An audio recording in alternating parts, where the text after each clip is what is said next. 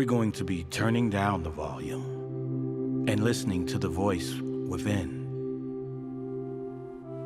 Welcome to Popcast Deluxe, your kings of podcasts. Yeah! A weekly cultural review. I'm John Caramanica, a critic at the New York Times. I'm Joe Coscarelli. I'm a reporter at the New York Times. I'm Lil Jon. I just took a dump in the New York Times bathroom. Yeah! That's our show. Thank you so much for watching. I appreciate it. It's interview time on Deluxe. First of all, when you and I first talked about our current guest, we were just like immediately yes. And frankly, obviously you've had a very high profile few weeks with the Super Bowl and et cetera. Yeah. But this was before that. We were just like, Right. We got to get Lil Jon. And then you show up on the Super Bowl and I was like, okay, it's not negotiable now. Yes. It's not negotiable. Thanks for being here. Thanks for for having showing up me. at the Super Bowl. I won a bet because of your appearance. Is that true? Yes. Wow. Yeah. Congratulations. Great. How How much did you win? Just a little person to person. No apps or anything. But I mean, how much? We talking? It was a pair of child's shoes was on the line. Joe's a new father. Oh, congratulations. Thank you. Okay. Thanks. Yeah. I see you're wearing the black Tims today, so There we you're go. feeling kind of New York thuggish today. This is some. And then I have just the regular I feel- wheats. I'm sorry for the I LV, mean, the you LVs. fancy, I'm huh? sorry, the LVs. I mean, why you got to stun on us, bro? What's your respectfully, relationship like, to come to Tim's? the Only in office. New York, or are you doing No, it in I Atlanta mean, too? Tim's is like when it's cold out. Right. You know, and a good pair of Tim's they match any outfit. Sure. Right. So We have a lot to talk about, and as I said to you in the back, like obviously we'll talk about a lot of the obvious things, but like as I mentioned, the word So Def Bass All Stars will come up. okay. Like we're gonna go deep. We're Yep. gonna go all the way back. Okay. Yep. We'd be remiss to not start with the current moment. Okay. To Joe's point, you play the Super Bowl. When we saw that Usher was headlining, immediately I'm like, this is Lil Jon's moment. Can you talk Not us? my moment. It was No, Usher's but moment. it is, but your moment too. I think Also- anyone who watched it is like, this Yes. is Lil Jon's moment. And Let's if you're be guys honest. who care about behind the scenes, Yes. then you know We know. what's about to happen. Listen to running shots. Las Vegas, turn down for what?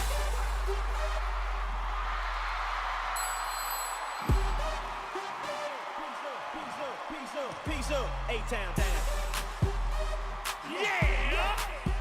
Talk to me a little bit about the setup leading up to it, wanting to be present, but to your point, it's Usher's show. Yeah. You're there to help, but also it's like you're on the Super Bowl. Like, And Right. you music directed the whole thing, right? Yeah. So when months before he got the call, I just had a premonition that he was going to get the Super Bowl. And we were in the studio working on the song Glue, me and Sean Garrett and Chronic and Bobby Avila. And I told Bobby, I was like, Usher's going to get the Super Bowl. And months later, he calls me, but I'm mad at him. So I don't answer the phone. What did Usher do? He didn't leave a message, but I knew he was calling to tell me he got the you Super could just Bowl. feel it. You could feel But it. I was mad and I didn't pick up the phone. What had he done? We brothers, so we Okay, fight. okay. Brothers fight. Sure. We fall out, whatever. We didn't fall out, but I was You had a mad at him moment. about something. You had a moment. Next time I'm mad at you, I'm gonna be like, let's do the Super Bowl together. Right. Like you music direct my Super Bowl It's a good. performance. It's a and- make good. It's a yeah. good Right. make good. Smooth So everything I didn't call him. I didn't answer the phone. I didn't call him right back. And then we finally started to communicate, and it's the Super Bowl. Like I knew it. It's like I manifested it. How long did you ice him out for?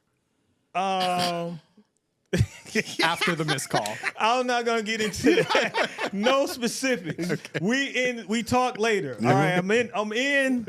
He called and he was like, I want you to be a part of this.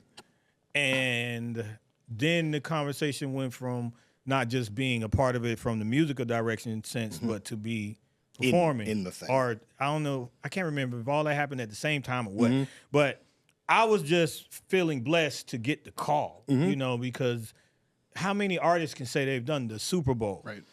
So For what it's worth, when I saw it was Usher, I was like, there is a 0% chance that Lil Jon's not going to be on stage. a lot of people 0% on chance. X or AKA Twitter said Right. the same thing because when it was announced that day, it was announced. myself and Ludacris were trending with Usher. Not as high as he was, but we were trending. Absolutely. Because everybody was like, he got to bring John and Luda. Yep. So, But in your mind, it wasn't a done deal. I mean, it's his show. Right. He could have gone a different direction. You never know where people are going to go, but I was just appreciative that he saw the value of having me and Luda on that stage with him 20 years 100%. after the song was released. The song came out in 04, and here it is 2024, and he's doing the Super Bowl. Look how God works. 20 years later, like, it is insane that we are all still out here, healthy, performing still. No microplastics. We'll get there. Yeah, we'll talk about it. And we can get on this stage together. And then he also wants me to, be a part of the musical production team. So that was amazing because a lot of people don't know, but I did the musical production for Vegas, his Vegas residency. Oh, I didn't know that. The first year. Amazing. And then the second year is pretty much kind of the same music. He just added the live band. So I'm a part of that journey that got him to the Super Bowl anyway from, because Vegas is one of the Vegas residencies is one of the things that propelled him to get, of course, be able to do that stage. Did you have anything that you wanted on the set list that he didn't play? Yes, DJ got us falling in love. Okay, I would have expected that one. Yeah, honestly. I also would have expected. We had mixed up a nice version where it was DJ falling in love mashed up with the City Girl song that he did, which was from the Bass All Stars. Yeah. He took the Lathan Freak It. Yep. So we actually took the Freak It drums. Oh wow. And we mashed it up with DJ Got Us Falling in Love and made a really Real- cool thing. That But was too deep of a cut for the Super Bowl.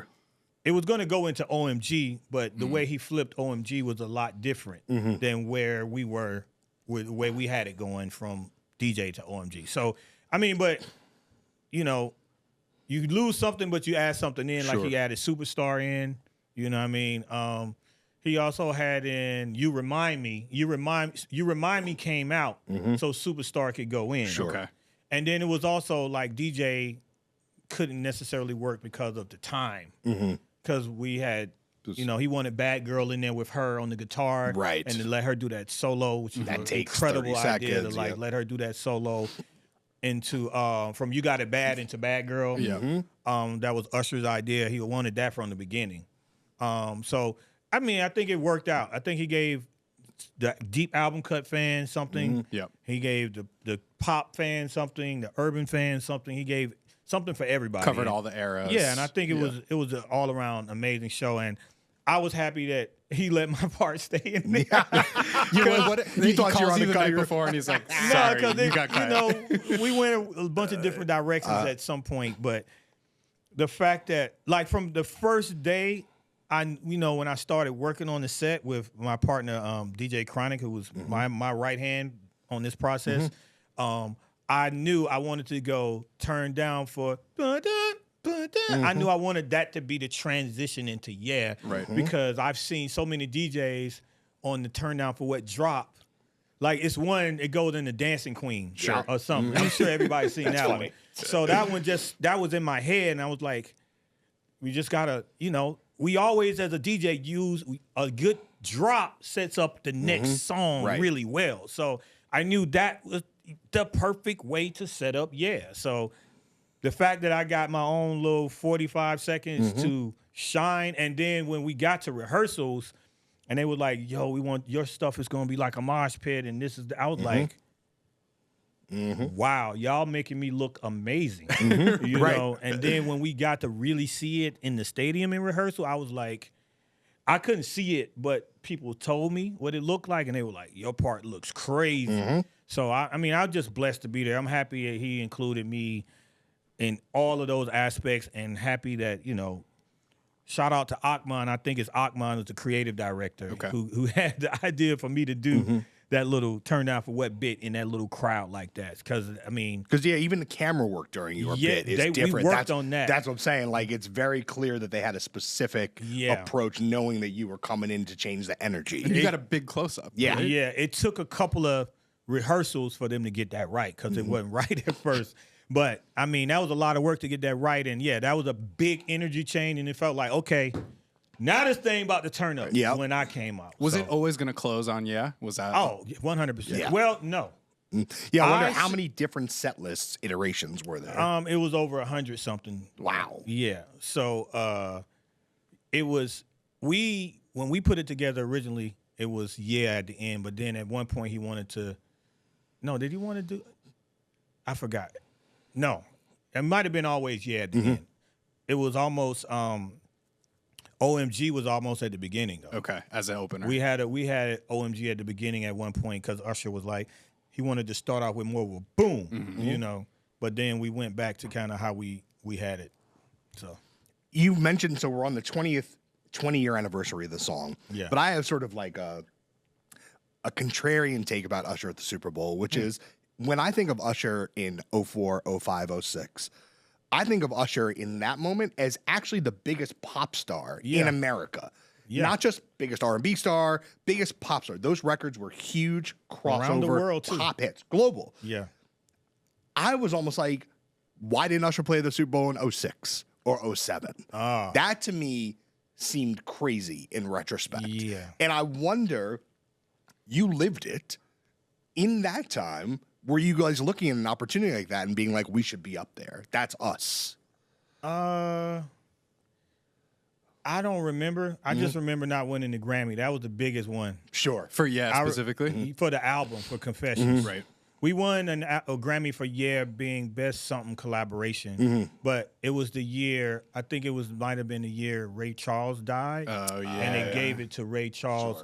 That tribute album or an whatever. obscure Ray Charles album that nobody really ever heard of. Mm-hmm. I get it, but album of the year. Right. And it was no one bigger than touched Usher that year. No, Yeah was just a rocket ship. That was because I remember sitting there looking at Jimmy Jam, Terry Lewis, look at Usher. You thought you were going to win. And JD, we were like, album of the year. Here we go. Ray Charles. We're like, what? Yikes. What? Welcome to the music business. But it was still a blessing, though. I mean, it's all good. But, yeah, I think he probably could have done it maybe 2010s because I think early 2000s it was still rock. Yeah, that's It was true. also post Janet. That Yes. that Yes. 06, 07, That's true. 08 It's period. like, Because that okay, was also we maybe a need lot to of- fall back that's from where the they urban. went. That's where they went to Bruce Springsteen and Let's Prince get some Coldplays and yeah. Prince. Yeah, exactly. Yeah, So yeah. Paul McCartney was in there Right. somewhere. That was when they went down for a Yeah. second. Did you guys have any interactions with Jay and Rock Nation on putting this together? Jay was there. Yeah. Jay was there. I didn't see him. I came in when they started rehearsing in Vegas. Well, yeah, when he started rehearsing in Vegas. Sure. He might have had rehearsals before that because he already knew all of the steps. Right. But I saw Jay when we moved to the stadium. I saw him physically there every day. when on the we went to field, like stadium. on the field, watching, keeping tabs. You know, making, probably critiquing and making, Sure. Yeah, whispering to Suggestions. someone, and Yeah. then they make it happen. Yeah. So yeah, he was there, definitely. Also, one thing that I like so much about the halftime show is it felt very, very specifically Atlanta. Yeah. Like, and I wonder if you could talk about the small gestures that you're putting together, whether they're musical or in the layout, that you were like, this has to communicate what Atlanta feels like. Roller skating. Yeah. I think that was all Usher, like, that was in his heart from before he started. He wanted to make sure Atlanta was well represented on this national stage. And he's, from the Vegas residency, he's so well known for that roller skating. And honestly, I don't think anybody's ever roller skated in the Super Bowl. No, I don't think so either. So he And had maybe to, no one ever will. again. right. So he had to have, the touches of Atlanta throughout the whole show. And also that's why me and Ludacris were important. Right. That's why bringing out JD was important. Yep. As well as JD, writing some of his biggest records. So, it was very important to Usher that, Atlanta was basically bringing Atlanta to the world. Sure. I think he said something like that. As you guys have done for 20, 30 years Right. now. Yeah. Like, I feel Someday like, I'll tell the story of going skydiving with Ludacris. I love that. You went skydiving I did. with Luda.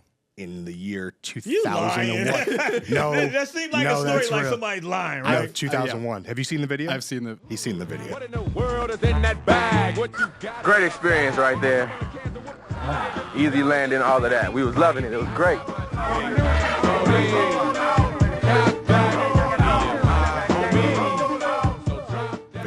why? I used to work. Oh, you're gonna tell the story I'll tell now? the story. All right. I'll tell I mean, a short we got version. time. We're here. We're here. We got 4 cameras. One of my first jobs is I used to work at BET's website in like 2000, 2001. They had websites. They had websites. Not that many of them, but they had some. And so, I mean, you got to Dial-up. imagine Dial-up. this is like extremely early internet content. And you would talk to like a person at a label and they'd be like, what's the wildest thing we could put on the internet? And so the Def Jam people at that point came to us and said, Luda and Shaka had just been somewhere in the Middle East maybe and done skydiving for the first or So second he had time. done it before? He had done it before. And they were like, he'd really like to do it again. What? And so my editor, I'm asking him about this. my editor at the time literally was like, I'm taking the trip. She was like, I want to go. And I was like, okay, cool. Like, no problem. The morning before, she calls me in her office and she's like, yeah, I have kids. I can't go skydiving. Her husband said, you are not jumping out of this a plane. with Ludacris. And she's like, so you're jumping out of a plane with Ludacris. And I literally wrote down my mother's phone number on a piece of paper and handed it to my editor. And I said, something goes bad. That's you. You got to make this call. And then the next morning I woke up. We went about 2 hours north. It was somewhere in Westchester. The creakiest plane you can imagine, like the most sus setup.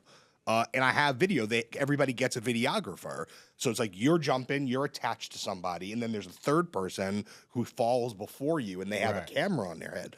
So I have a crazy video of us in the plane, of me falling, of me almost throwing up. I was going to say, you puked at some point. I didn't actually puke, but I got really close. Okay. I had to ride the entire way back with the window open. So what you got almost threw up coming down? No, because the guy who was you have to do tandem. Yeah, of course. So the guy who I had was like a real cowboy, and he was like tapping me as we were pulling down. He's like, I got something for you. And I was literally like, get me to the ground. Like, what do you have for me? So what he did, if you imagine him behind me, but like maybe a foot higher than me, he then swings his right leg over my shoulder. And what that does is instead of flying like this, you go like this. So we start going in a spiral. Oh, you did a little spiral. We did a whole spiral for like, on You the looked video. like a guy who wanted to do a trick. Yeah, like it felt like hours. I'm sure it was like 45 seconds. Right. And then by the time I landed, like I almost was like about to pass out. You were dizzy. It was unbearable. Am I right to say it never aired? Never aired. Never aired because the website wasn't sophisticated enough to handle the video. So it's like Never. Also, It's genuine. This is cutting room floor. Here's the actual punchline of the whole thing. Okay, so when you get these videos made, they put music on them because they're like, we're making it cinematic. So now everybody we were with the president of the BET, like we were with everybody. Right. Everybody's in the room putting Luda music on. I'm in the bathroom, like barely conscious. And get when to I choose get your out, own songs? they got to choose Ludacris songs. Amazing. I get out and they just hand me a video, and I was like, "Don't I get to choose music?" And they're like, "Yo, we got to go. We got to." I get home, I put it in the it's the VHS tape. I put it in the VCR. Dave Matthews Band. They just like white guy Dave Matthews Band. Absolutely. And I used to have crazy long hair, so I think they probably thought that was my wave. Anyway, a terrible, embarrassing thing that I like to show friends. That's a great and memory, loved bro. ones. Yeah. How was Luda's Shout jump? out Luda. Luda was great. We had those altimeters on. Everybody was doing a little like Rolex action with the altimeters. It was a great time. Okay. Apart from the near Did down you know experience. you jumped out of a plane? No, I did not. At least twice? I didn't know he was a daredevil like that. Really, him and Shaka. I think this is probably pre-Fast and Furious days. Right. So It was. It was definitely. And now he knows all about stunts. Now he's been to space. yeah. right. Yeah, exactly. We're in outer space! Told you numbers don't lie. Okay. We talked a little bit about 2004. Yeah. In that era, I think I want to we have to level set a little bit, because not only was Usher the most famous pop star, but in terms of the work that you were doing in 02, 03, 04, can you give us a sense of what the fame level was like at that moment? How intense? For me? Yeah, for you. How quickly did it arrive? How fast? And how intense was it? Well, it got to an intense point when Dave Chappelle started the sketches on me. Yeah. I mean, I was definitely well known with but and Dave Chappelle was out at the same time. Yeah. So it was like instant pop culture like icon status for me. Once those three Dave Chappelle sketches aired, Yaz out, Sierra's going. I think Sierra came out late 04 or 05.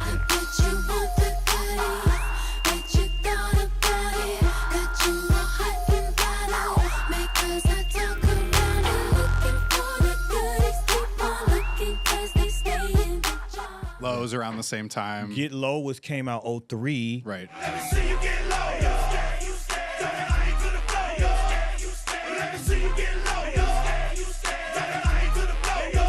So I got a lot of big records, and yeah, I'm going through the airport and definitely getting recognized everywhere I go. And yeah, it's another level. I remember doing VMAs with Dave Chappelle. Well, we were in Miami for VMAs, sorry. And I was walking down the street, and I just happened to run into Dave walking down the street. And we thought it was a bright idea to click up and walk to the club together. During VMA weekend. We had a crowd of 200 people with us by the time we got to the club. So that tells you the level of the fame. So yeah, it was pretty crazy, and it was so much going on so fast that like I don't even remember it all because it was so much. Did you ever have a complicated relationship with those sketches? Because I wonder if I got on the show because I went to the show to just say thank you for doing the sketch on me because I saw what it was doing for me. It was helping me to reach audiences that my music never would have been able to touch. So I went to say thank you on the show, and then he was like, hang out, let's do some sketches. I want you to jump in some sketches. So we do like one sketch, and then we do another one. He's like, yo, I got an idea. Like, so he was off camera, and I'm on camera, and we were just improvising back and forth. And so he takes that, cuts it up, and that turns into the sketch where we're going back. Lil Jon's talking to Lil Jon. And that just came because I just happened to go to the show and say hello. Little Jon. Okay. I feel lonely. I feel like I just need to talk to someone who will understand, and, well, that someone is you, Jon. Okay. Don't you like popsicles? What? I said, don't you like popsicles? What? I said, don't you like popsicles? Yeah. So I loved it, and I just appreciated it so much because it's never going to die. Sure. You I know guess you could see, though, a less enlightened or less evolved, less chill person than yourself feeling like it like flattened their legacy or something because you have such a elevated catalog. me. Yeah. But to you, it's elevated. all plus. Oh, side. yeah, that elevated me even like so much more. I remember after that, being in the airport and a white family, mom, dad, kids, grandkids, came up to me taking a picture. And it's because they saw me on Chappelle. Sure. I wonder, like, prior to the Chappelle thing, did you experience yourself as, like, I'm a big star? Or were you like, I'm fundamentally incredibly well-known amongst my peers? And because that's a different thing, being like, I'm known by everybody in Atlanta and a lot of people in hip-hop, and where's that gap? Did you think of yourself as that famous prior, or did it really take the Chappelle thing to create what we think of as the character of Lil Jon now? I actually don't really remember, but I'm pretty sure it happened after Chappelle because it was so many things in 04 that hit at the same time. Critical mass. And Get Low might have come out in 2003, but it might not have hit fully. No, actually, I think it came out. It was on the album, right? And then we put it out as a single once it started to get crazy. So it took a year for Get Low to go, and then the next year was Yeah, and then Goodies and all of that crap. And then I think, crap? No, I mean, all the songs. I'm trying to keep it That's friendly for New York Times. It's okay. And then That wasn't a value judgment. And what year you guys should probably know. What year did Lovers and Friends come out? When did Crunk Juice come out? Was it 04? But tonight I seen some in you, shawty, that made me wanna get with you. You ain't been nothing but a friend to me, shawty, and a never ever dreamed we'd be, shawty. Up in here kissing, hugging, squeezing, touching, shawty. Up in the bathtub, rubber dubbing, So the story with Lovers and Friends, I was in the strip club one night in the Blue Flame. Shout out Blue Flame. Y'all been to Blue Flame? Oh, yes. Oh, lovely. Absolutely. All right. Yeah, I applaud you guys. Black Absolutely. Timbs that night, huh? You had the Black Timbs. I might add the LV that night. But the DJ plays the Michael Sterling version. It was a couple. Now, in the strip club, it was 2 songs that you definitely wanted to get a dance to. One was Lenny Williams, Cause I Love You. Wow.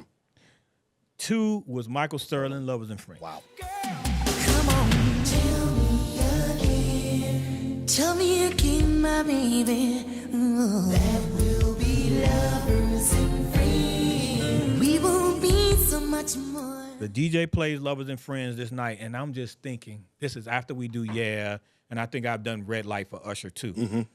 I'm like, wow, this could be a crazy Usher song. So I'm like, burn that song for me on the CD. At the club. Yeah. I'm like, I need that. He gives me a CD.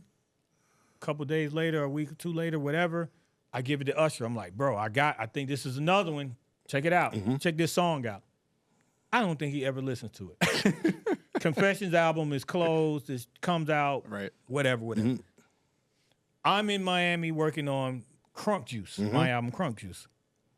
I'm in the studio one night, and I was like, man, Usher didn't never use that Lovers and Friends. I'm like, I'm about to go ahead and just do that for me and get him on it and Chris on it.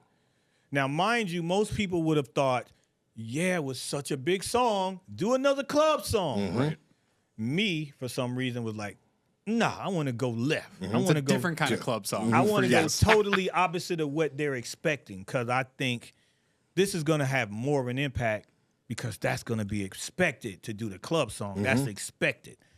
So me and my guy L Rock and my musicians Craig and Mark, we go in the studio, do the beat. I call Usher like, yo, I got one. He comes down on the jet. We get in Circle House. He does his part. He's gone. I call Luda. Bruh, we got another one, dog. We got another one. Luda don't remember the story right. He think Usher called him. I called him. It was my damn song. Why would Usher call you for my song? You know, when Usher you're was back on the jet already. Right. Also, yeah, like when he you're was- falling from a plane, it's Right. like sometimes you keep the So- details messy.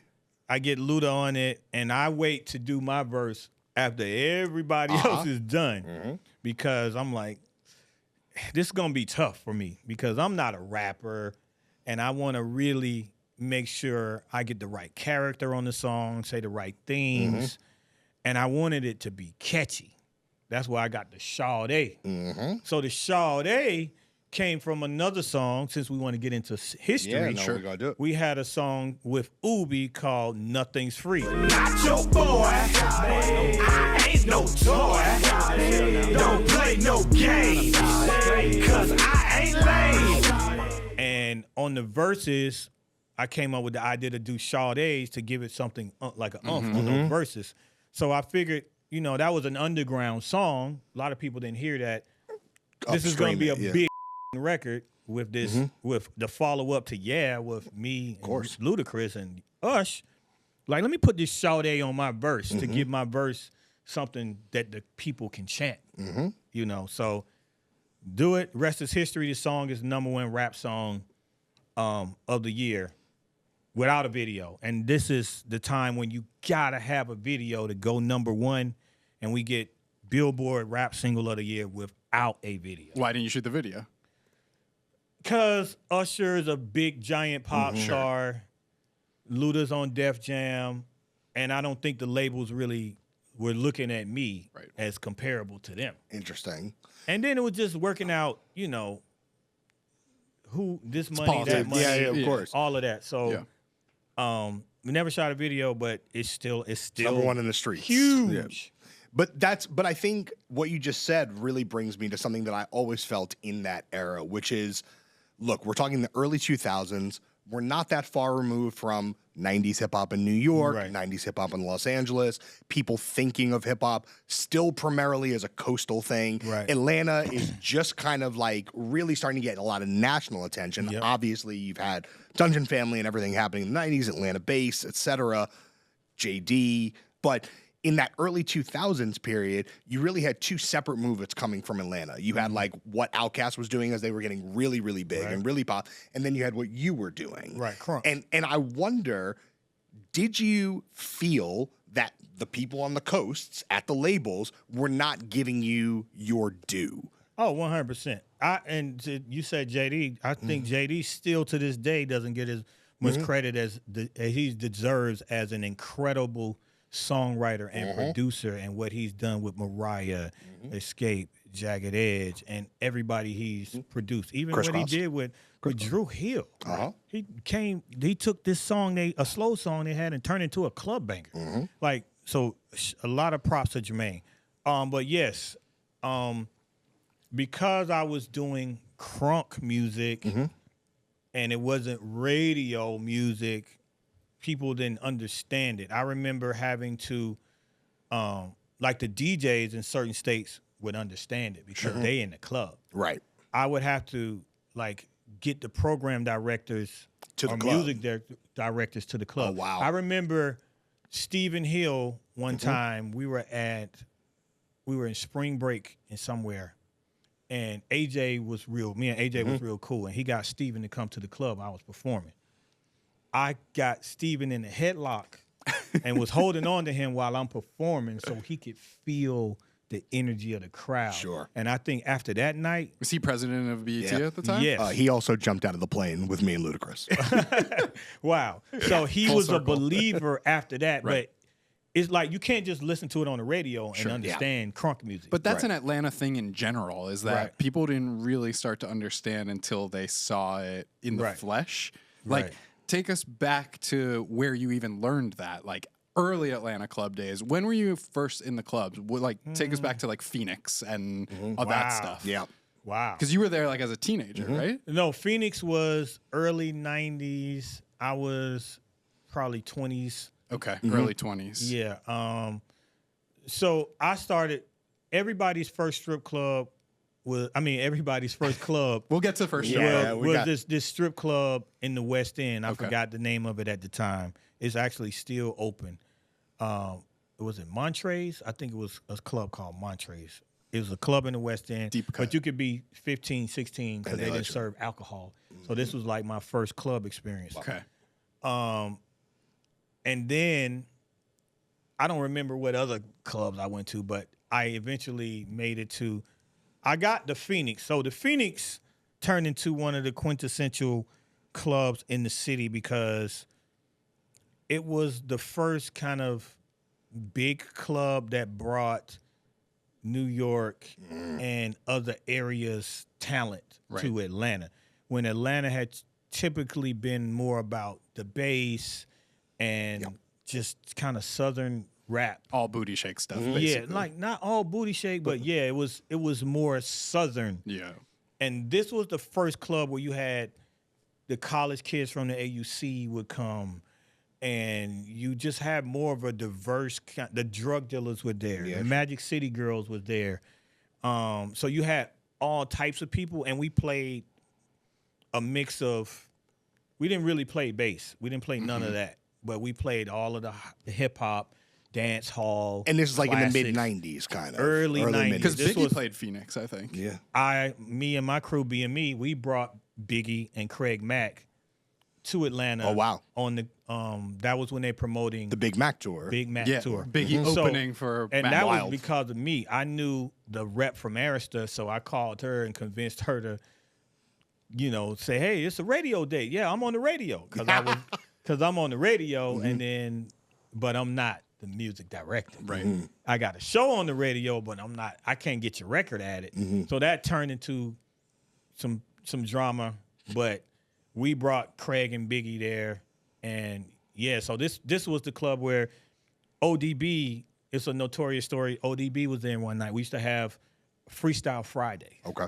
Right. So Goody Mob used to be the Lumberjacks. It was just Timo and Cujo. They were the Lumberjacks. They would come do the Friday night thing. So a lot of artists would come do this Friday night freestyle. This one night, ODB there, he freestyles. Nobody reacts. He pulls out a gun, shoots in the air, and then the crowd went silent, and they split. He jumped off the stage, walked down the center, and walked right out the door. But this was crazy. But this was the club where, we brought Mary J. Blige was there. I've seen, we brought Yo-Yo. We brought leaders of the new school there. Of course, Biggie, Craig Mack. So all of the hip-hop and the big groups at that time would kind of come through this club. And this is also where JD was every week. Sure. TLC was there. Sure. Arrested Development was there. Dallas Austin and all of that, his crew was there. So this is what all of the local talent was there too, because we're trying to achieve that. We're trying to achieve that, break through New York too. So it's just a hot new spot where it's different from where at that time it was a club called Club Excess. That was in Decatur. Okay. And that was DJ Nams would do Club Excess, but it was more straight Atlanta. And were they playing like bass records there? Like, Raheem, Kilo, like those guys? Yeah, that was early 90s, because I left the Phoenix in 93 to start working at So Def. So that was 91, 92. So, yeah, I think the bass was still going crazy. And what's so crazy about you talking about the different generations of Atlanta at Phoenix is like Coach K of Quality Control told me that one of the things that convinced him to move to Atlanta was seeing Biggie at Phoenix and then seeing also the next night they had like a gay party. And he was just like, this place, like only here could you get all of this stuff. The thing about it once. was, I think it's Fridays, Thursday and Fridays, it was the Phoenix.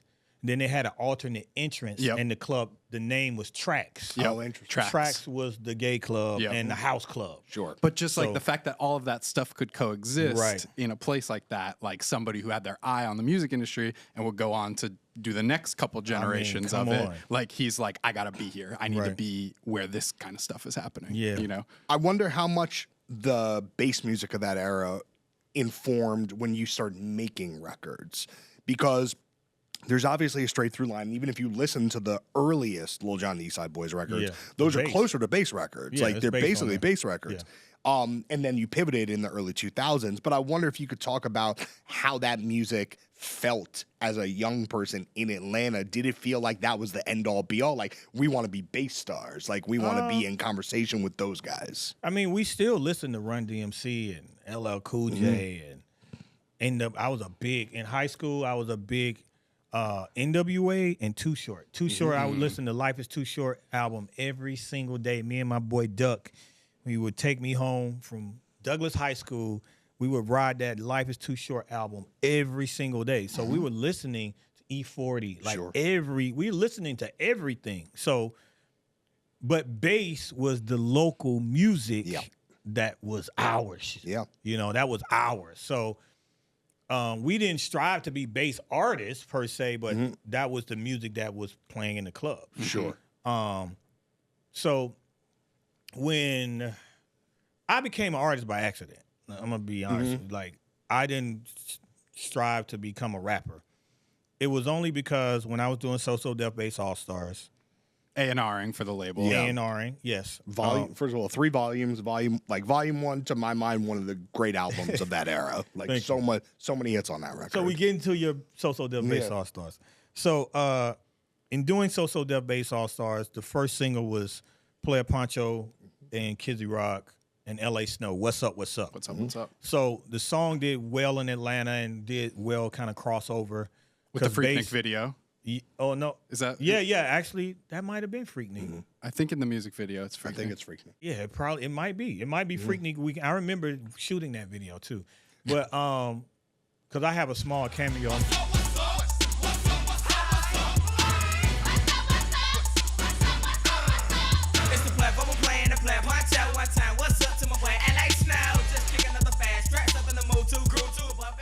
I didn't know that you can be a star and still have a job. I thought you were supposed to just be in the back. Relatable. You know what I mean? Like, I don't know. Yeah. So I'm just... It's pre-puff. I wanted a little cameo. Right. Or thinking they might have said, yo, we're going to get you a cameo. But I wasn't trying to be like... I was just in the back. Anyway, so the song did well. It actually did well because freestyle music was still going on. So it got on to the, like, I remember we went to like the Bay Area and did some shows with Poncho. So, because it got on those stations because of the tempo. Interesting. So, it did well. Jermaine was like, we should sign Poncho. So, he signed Poncho for some other records. So, I'm the A&R, of course. So, I'm always with Player Poncho. And so, we would go out to, like, the club that was big on the east side at the time that played kind of music was the Gate.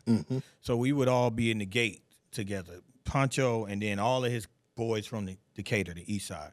So a group of guys that would consistently always be with us was Sam and Bo, right? So it might be 10, might be 20, but some nights it might be just 4 or 5 of us. And Sam and Bo was always there. And I one day I was like, man, y'all always, y'all from the east side. I was like, I can't remember. I was just like, but I just remember I was just like, I'm just call y'all the East Side Boys, So one night we were in the club. I think we were in the 559, which was the club on the west side that was the hot club. So we were in the 559, and I think it was like 15 of us in the club that night together, and we just started chanting, "Who you with? Who you with? Who you with? Who you with?" And that's the whole record right there. The crowd started chanting it after we started chanting it. Yeah. And I remember looking at Sam like, yo, you see this? And I was like, we gonna make a record out of this. So I called a friend of mine named Kool Ace. Kool Ace had his own label with this guy named Carlos Glover. And Kool Ace was like, I'm gonna connect you with Carlos. Carlos Glover, he put us in the studio. Me and my boy Paul Lewis produced the beat. And that's how we ended up doing our first single, Lil Jon Eastside Boys, Who You With? Who you with? Who you with? Who you with? Who you with? Get crunk. Who you with? Who you with? Who you with? Who you with? Get crunk. Who you with? Who you with? Who you with? It was just because they were chanting in the club, and me as a good A&R guy. Right. You're like, this call and response thing. Yeah, it's working. I mean, for these people not to know what we, nothing. Who we are, or anything, and they're chanting it, like, so that's how we did our first record. And when you were making those early records, how long is it before you realize I want to create a sound that's different from the one that I inherited?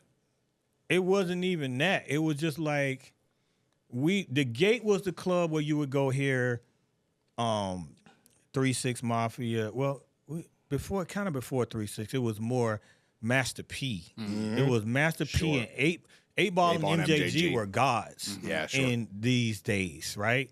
So, and then it's also the time when you start to see the music change from the bass to the gangster stuff, like slower, to Master P and 3-6. Yeah, right. So that was, I can't remember the years of change, but the clubs went from all bass and everybody dancing and cranking it up, all fast, all to bout it.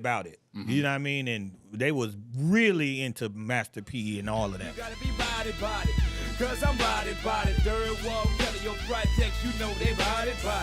In that fourth wall, it's body. I mean that fifth wall, that 10th wall, you know they body.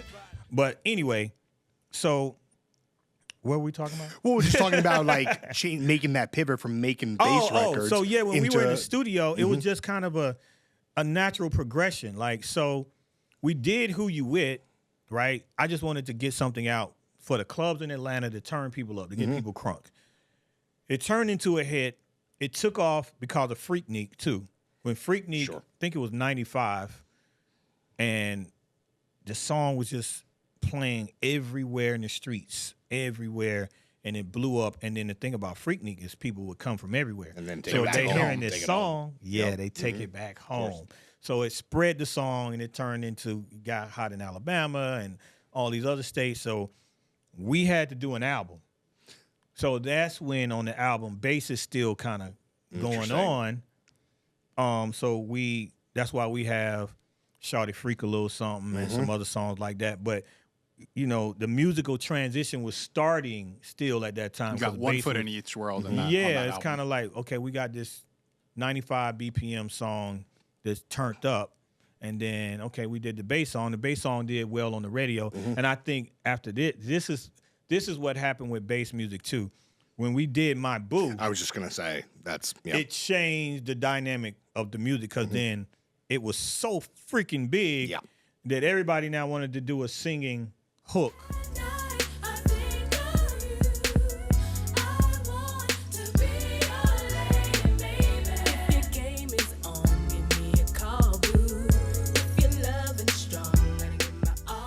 It's a pop record. It's it's literally a legitimate hit. So I think that was the death of bass music because everybody My Boo got so big. Oh wow. Yeah, because everybody started to try to want to chase that. I see. That's what happens with a lot. EDM went the same way. Yep. Everybody started to kind of copy a certain sound and stop having the originality, and it makes the music die because then it's not original anymore, right? So I think that was kind of starting the death, and then also with the crunk shit coming in, the Master P's and all of that stuff, because Master P was starting to come in early 90s with the Ice Cream Man and shit. Oh, yeah. We was listening to that.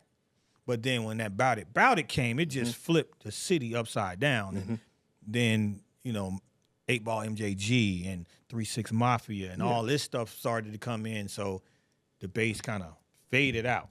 So, so we did that album with Who You With and Shot a Freak a Little Something. And I think we even had Get Crunk on there where we were just making songs to make people get crunk. Right. And then by the time we got to the next album, music had changed.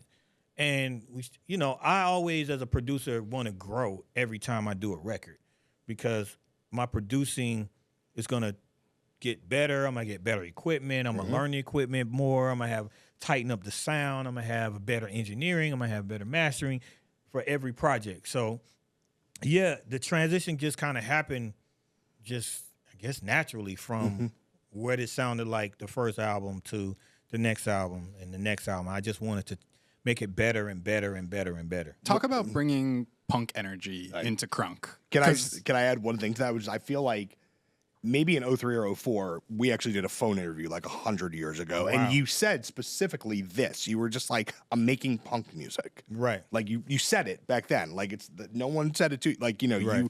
So tell us about that. Because I feel like people don't know you have a punk background as well. Yeah, so I was going to punk clubs in the 80s. I was a skater in the 80s before it was cool. I was going to say Lupe and Pharrell get the public credit, but talk about black Atlanta skate culture. I was skating in high school at Frederick Douglass High School in Northwest Atlanta, where black people don't.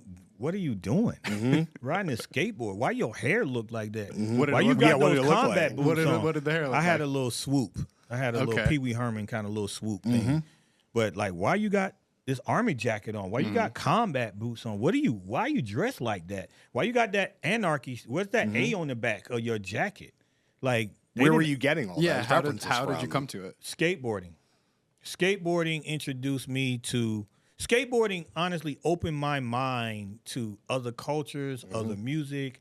It made me be able to be in a room with people of different ethnicities and be able to have a conversation and relate. Because Atlanta is kind of segregated. Black people stay over here, the Mexicans over here, the white people over here. Like, that's how it was. So most people don't know how to, if you're not around other races, how are really around them, like hanging out and doing things together, you can't relate. You don't know how to have a conversation. So skateboarding, all kind of kids is skateboarding. And we riding skateboarding all day, all over the city. We're spending time together. And then going to the skate contest, they're playing Faction, they're playing Bad Brains, they're playing Dead Kennedys. They playing all these bands, and I'm like, the bands are in the skate videos. Right. Because we were buying the skate videos, VHS, Bones Brigade, and all of that crap back in the day. So I got exposed to punk culture, and I started to go into, like, it's a little-known club a lot of people don't know about, but in the 80s, the realest punk club in Atlanta was a club called the Metroplex. Okay. And it was actually down the street, like 3 minutes from the Phoenix. Wow. Which is crazy that later on I'm ending up DJing right down the block where I used to go to this punk club. And this is where I seen like Faith No More, Wow. and the Chili Peppers, Wow. and like all of the real like Misfits and shit like that. Like all of the real like new wave and punk, the Late punk, 80s, punk early bands 90s were alt stuff. in this spot. Yeah. Like this spot didn't even have a liquor license. You know what I mean? Like it was. Real and I met warehouse a energy, guy. yeah. His family used to own the club. No. Wow. Recently, I met because he was talking about it to me, and I was like, I was blown away that he knew about the Metro place. We were just having I don't even know how we got on the subject. He was like, yeah, my dad owned that. Wow. Crazy. And you're like, I grew up there. Yeah. Yeah, so I've been in basically all of this to say I've been in the real punk clubs. I've been in real mosh pits. I've seen real punk bands. So I know the energy of that. And when I started to go and be in, you know, the 559 when they play lay it down, you hold lay it down, and the crowd is like, I can connect all the see. Threads. And so when I'm making music now, I'm putting, you know, I believe everybody when you make music, your spirit is recorded into the songs. So my energy from being in those punk clubs, that spirit, that energy is going into the music, you know. So, and that's how I used to pattern myself on stage. Like HR was like my, you know, Bad Brains my favorite band, and then HR is like the way he is on stage or was on stage, his energy and his unpredictability, and like he let the music take over him, right? And let it just and just wild. And so I used to, you know, get a beer and spit it up in the air or shake the beer on the crowd and like, you know, just rage. We used to bring that into the stage show. So yeah, the punk, the correlation, and Crunk was an expression of the youth. Like it was a way people could go and let out all of that energy from the hard week or school or life. They go to the club and because there used to be mosh pits in the Crunk clubs. Of course. It wasn't just people. It was like a mosh pit. Yeah. So it's where they could get all that aggression of life out. And I saw the same thing in the punk clubs in the 80s. So that's why I would always make that correlation as for what we were doing. And also, you know, historically punk, especially in the late 70s, before it becomes sort of a little bit more formalized, very disrespected by the rock music of the day. Right. Like, oh, those guys don't play instruments well. Right. They're not really singing. Exactly. There's no lyrics. Like, Right. And I do think that's kind of like a rap that you and you would getting. Yep, And I wonder, like, 100%. to be on the receiving end of that, were you just like, I see it connect. Yeah, like Basically I don't like give that, a y'all? is a punk song. Yes. Right. And it's a reaction to like the lyrical rap of the mid to like late we're saying 90s and 80s. We're in the earlier. VIP. That like you got this car, you got money. We ain't got all that. It was like anti whatever. Yes. Anti person Anti-jiggy. with everything. Yeah. Anti-jiggy, to Right. use Yeah, we the were term like, of the era. That is literally, I've never thought about it in this way till you said that, but that is literally a punk freaking song. Right. The lyrics. And what's it like then to see the long tail of punk's influence in rap all the way through, whether it's drill, the rage music, Travis Scott's, Cardi. and mosh pits, Playboy Cardi, obviously bringing Atlanta punk Even back. EDM, when they Even do the EDM. big, you know, they do the wall of death, I think is what they call it, when they make everybody split and then they run together. Yeah. It's just like, I'm just sitting there smiling. when I Right. You're see like the all of that. godfather of all of that in a way. Yeah, like, and I see Travis Scott and some of the other artists are like when they do these big festivals and they make everybody mosh, and I'm just looking like Stage diving. Yeah. Music has come along. Hip hop has come a long way. Another thing that you did 20 years prior that's now the norm. Right. Like you go to a Rolling Loud, you go to whatever Travis is doing. Like if they were playing crunk music songs, Right. like you from that, like it would sound totally fine. Like it would make total sense Right. with what's happening in those spaces. Yeah, it's funny to me sometimes the music recorded. When they perform it, it's way more energy than the way they recorded Oh, the 100%.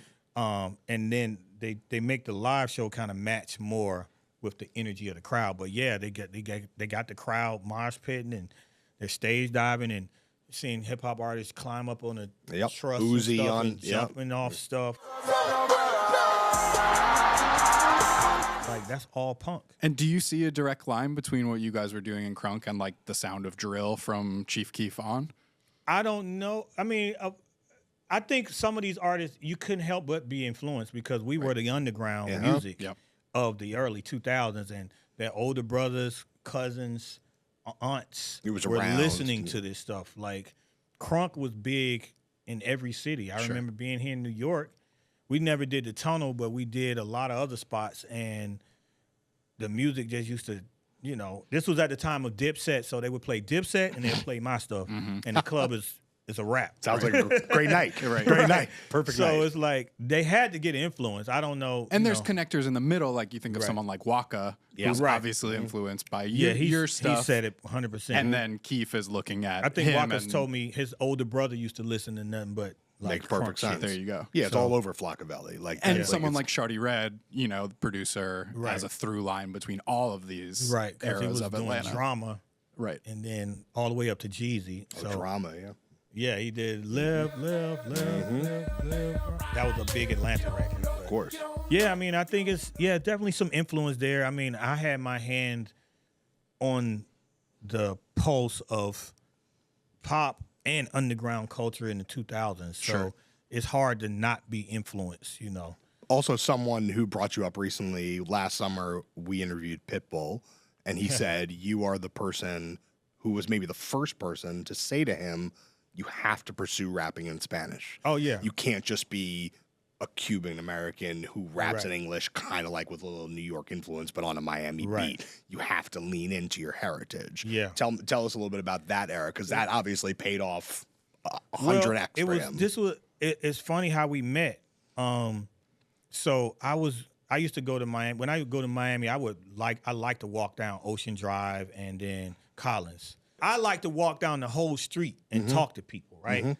But this particular day, we were just on Ocean, and I ran into a guy I knew from doing Bass All Stars because I came down to Miami to do some records with Devastator. And Devastator, y'all don't know, he did I Wanna Rock. So I had to have him on the Bass All Stars. So I know this one guy, Rob, from working in Rob's studio, and Rob is walking with Pitbull. Now, go back about 6 or 8 hours. I'm in the car, and I hear this song, Oye. His song, Oye, is on the radio. I'm like, yeah, that's pretty cool. So, fast back forward, meet Rob and Pitbull on the beach. And Rob's like, yo, this is Pit. He's got this song, Oye. I was like, oh, I heard that on the radio. That's fire. And mind you, when I walk up and down the street, I would meet fans. So a lot of Latino fans was coming up to me when I walked up and down South Beach. And so meeting Pitt I was like, you know what? I want you to come get on the album, because it was a way for me to show my Latino fans that I you know. So I was like, come to the studio.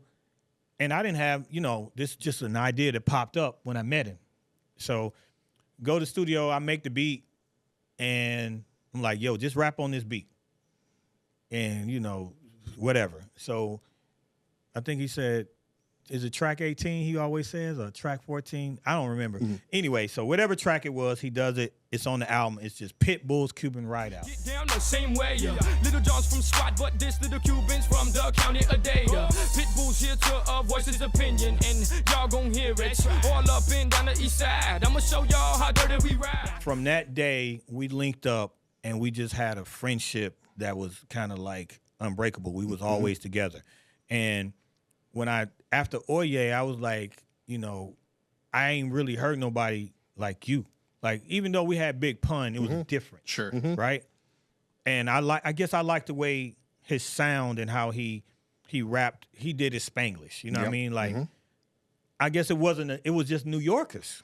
Yeah, I mean, that's it the thing. wasn't no Southerners. You think of Pun and it wasn't obviously Cubans. Fat Joe. It wasn't Cubans, and also like you think of Pun very much in the tradition of New York lyrical rap, and Fat Joe very much in the tradition of New York street rap. A lot of Spanish, right? And they were trying to be more intricate with it, and right? They were trying to be more hip hop. And and Pitbull was like grew up on hip hop, but like also grew up on Luke, right? And, like wanted to make making party record. The Oye record had a lot of Spanish and English. So it was really unique to me, and I was like, when we would be in the studio, he want to rap more. I'm like, man, you gotta hit that Spanish, bro. Yeah, right. Like you gotta rap that Spanish. You felt the energy there. Yeah, and so he listened, and that's why he kept coming the way he did. And you produced Kulo, right? Yeah. Yeah. Kulo was something he just did for a mixtape. Because he would put out, it's kind of like rappers take somebody's record, jump on it, put it out. Yeah. So we were in the club. I didn't even know he did this. We were in the club, and the DJ, he had all the DJs on lock. So we used to live in the club because that's how you get the ideas and you see what works and what doesn't work. So we're in the club, the DJ plays the song, and I'm like, that's you? I was like, I don't know what you're saying, but that jamming. Like, what the fuck does that mean? He was like, what is cool? I was like, what does Kulo mean? He was like, Kulo means ass. I was like, oh, man, that's out of here. That's out of here. I was like, I need to get on that right now. He's like, it's just a mixtape. I was like, no, that's a hit, bro. Like, that's a hit. So we go in the studio, lay my little parts on there, and it's a hit. But that was just something he thought was just like a throwaway song. Yeah. And I'm like, nah, that's a smash. All right, so I went to high school in Florida, in Central Florida. Graduated in 2006. Oh, wow. So when I say my prom was crazy, Get Low, yeah, Gasolina, Kulo, like wall to wall, like soundtrack to my youth, like all right here on this couch. Man, it's crazy that all of those records are still going. Yeah. Like the fact that Daddy Yankee called me and we were able to do the Bomb Bomb record.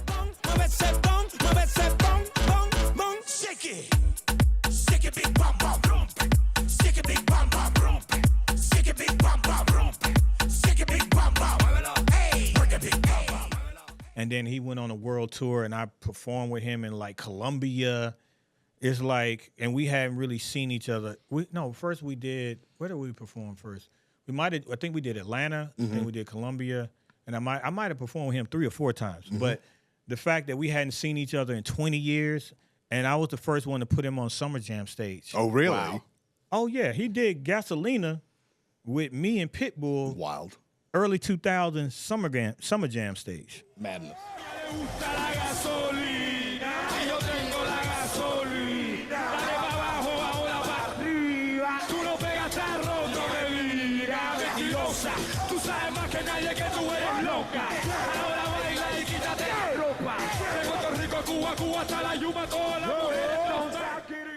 Because I put on What You Gonna Do remix, I did a Latin version with Daddy Yankee and Pitbull.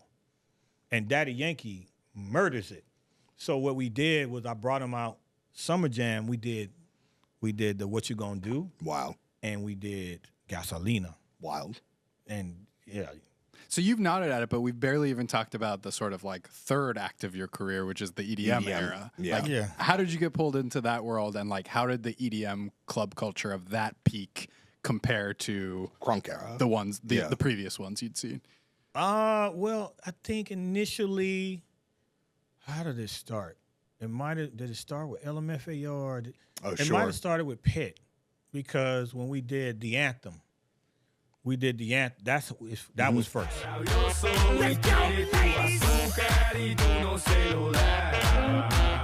So he called me to get on that record. I got on that record, and I think we were shooting a video, and I think LMFAO came to the video. Now, mind you, this is MySpace time, and LMFAO used to do some weekly video stuff on their MySpace, and they had I'm in Miami at the time. Ah, yes. So golden merch era. Everybody bring out your I'm in Miami bitch t-shirts. Right. That was huge, right? Yeah. So they come to the video shoot, I meet them, right? And then we met then, but then Eric Deluxe is the one that came up with the shots.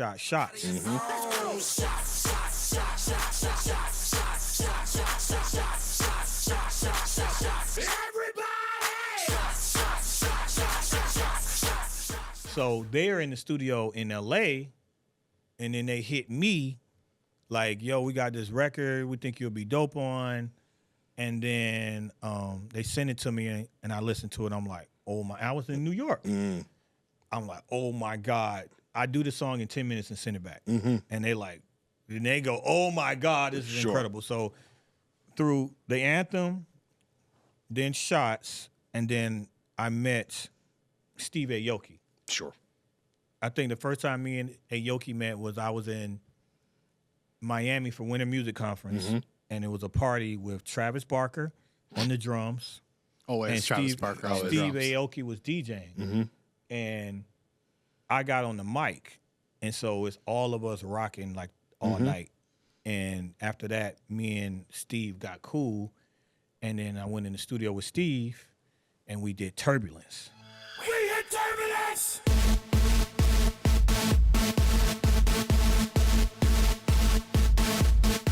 And this was still novel at the time because rappers and they wasn't EDM, messing with it. EDM was totally different. Like Everybody was looking at me like, what are you, EDM? Ha, ha, ha. Did you The see rappers it? were laughing at me. Yeah, Sure. but did you see it as like a path toward, I mean, revenue for one, but also like longevity? Because whereas a lot of the rappers of your era fell off or became movie stars or TV stars or whatever it was, like there had to be a pivot point. Right. And you found this Well, rocket ship. Late 2000s, I was burnt out. Okay. I was in the studio trying to make records. It wasn't coming out. I got invited to go to, by Reggie Bush, to go to the first game in the Superdome after Katrina. When everything's back to normal in New Orleans. They want to show that the city is resilient. So the first game back. After the game, I go to the after party, and it's this guy DJing, and he's like killing it, and he's just really inspiring me, right? So got my security guy to get his number, and so whatever. Leaving the next day in the airport, this kind of goofy white guy comes up to me like, hey, what's up? I'm like, what's up, bro? He's like, it's me, the DJ from last night. I was like, oh, wow. Okay, so his name is DJ Spider. So me and DJ Spider connect, and I start to see my next thing is I'm going to start DJing again. Now, mind you, I was a big DJ in Atlanta in the 90s. I kind of quit to start working at So Def, and then I became an artist in 95. So I'm burnt out, like I said, on producing. So now I see he turned me onto this open format wave. So I start, he gets me kind of set up with, new equipment. He tells me what to get Serato. Oh, because you had missed that whole generation in between. when it went digital. DJing like, digital. So get me kind of set up with all my stuff, and me and him started DJing together, and then I started going to Vegas a lot, and I'm seeing like DJ Vice, seeing AM. And AM actually was the first DJ to play Yeah in the club. Wow. I didn't even remember this, but Felly Fell, I went and hung out. I went in to see Felly Fell. He might have been on the radio. Or he might have came to see me. I was in the studio, and I had I was finishing it. I had Yeah on the CD. And so we went to the club. The first beat or the second beat? Oh. The second beat. So we went to the club, and I had the CD, and I gave it to AM, and he played it. Wow. And I remember nobody got off the dance floor, and I was like, that means that's a good sign. We're doing a good job. So anyway, started, I saw AM, saw Vice, started to go to Vegas, and I'm starting to get into this open format scene. And then that kind of leads me to seeing the beginning of the EDM scene. Yep. So fast forward back. Also, shout out to DJ Chucky because he put me on the Sexy Bitch remix, David Guetta. So he put me on that. So the Sexy Bitch, Shots, and then Turbulence is what really knocked the door down for me on the EDM scene because, like you guys said, no hip-hop artists mess with EDM yet. Right. Not at all. And the EDM artist wasn't messing with the hip-hop artists. And it took me time to, get accepted because, if you got a tight-knit community, you see this guy that was over here, you're like, why you want to come over here? Right. Like, he probably posing. Like, he don't really he ain't down with the music. And they don't know your DJ background. Right. Like that. And I started to also go to all of the festivals. I started to hit the festivals and be on the mic. Where you do guest appearances. Yeah, with EDC LA. Yeah. It's a very notorious story for me saving it from getting shut down. Oh. The last year was in LA. Turbulence is out. So I'm there hanging out all day, and they're jumping the fences. People in the like GA in the stands, it was fences, so they couldn't come down on the field. You had to pay more to come on the field. So all day, kids are jumping the fences, and they're trying to stop the kids from jumping the fences throughout the day. And then at this one particular point, the guy gets on the mic. Well, before that, Will.i.am got on the mic once because he was there, and he said something. They stopped for a second. Yeah, forget it. Yeah. So the guy from EDC, the host, got on the mic. He's talking to him. They just jumping while he's talking, saying, stop, please don't do that. It's going to get shut down. And I was like, something just told me to go get the mic. I went and grabbed the mic, and I said a speech. I just made it up on the spot. It was called Pull That Motherfucker Down. And I was like, you paid your money to get in here, and you want to see a show, and you want this thing to keep going. If you see somebody climb that fence, you pull that motherfucker down. If you see somebody go close to the fence, you pull that motherfucker down. Like I did this whole speech. It's on YouTube. You can Google it, Lil Jon EDC LA. And it was incredible and impactful, and nobody went toward even close to the fences the rest of the night. Because they were scared of getting pulled down. Right. And Pasquale, the first day me and Pasquale really met, he was like, I'm going to pay you just to stay here. Because he had never seen, like, people were shocked at how much control I had over this. So that's a legendary story. But yeah, when I first got into the EDM scene, I was not accepted. Like the magazines, the blogs were like, nah. And it took me just being present, you know, at all these festivals and always collaborating with all these different DJs. And finally they embraced me. And I ended up having EDM Song of the Year, which turned out for what, 2014. Exactly. So I kind of started in EDM in 2010, and in 4 years, me and Snake have 4 Song of the Year. And one of them, like the defining, I mean, like if everyone is going to make a list of like the 5 most important EDM songs of the 2010, like that's on there. It's the one that makes the Super Bowl. Canon, yeah. I mean, wow. Yeah. I mean, that's it. How many EDM songs get played in the Super Bowl? But it's interesting to me because, and you've said some of these names already, but whether it's DJ AM, Travis Barker, there were people in that time period in the early 2010s who I think didn't make hip hop music, but were raised on hip hop. Oh, yeah. So there's like a little bit of that energy in them.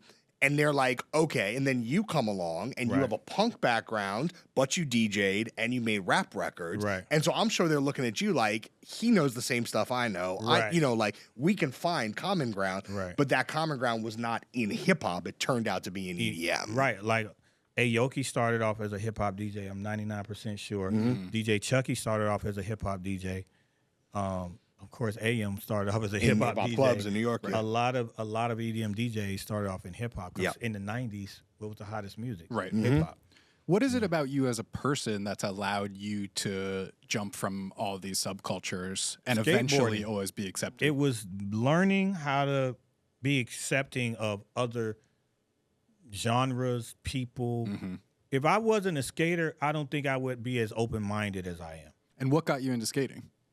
One of my homies had a job at a skate shop. And I think that was how it initially started. And then I got a job at the skate shop, and I was starting this, we were skating. Every skater want to work at the skate shop. You get free, we think you get free boards and free whatever things. Yeah. So I think one of my friends was in it first, and then that kind of turned me onto it. And yeah, like if I had never really listened to reggae before. Like that turned me on to Steel Pulse. Yeah, sure. You know what I mean? Like the diversity of the music that would get played in the festivals and on the skate VHS tapes, skate videos, and then just what kids would play when you all skating together. Like somebody got a boombox. Sure.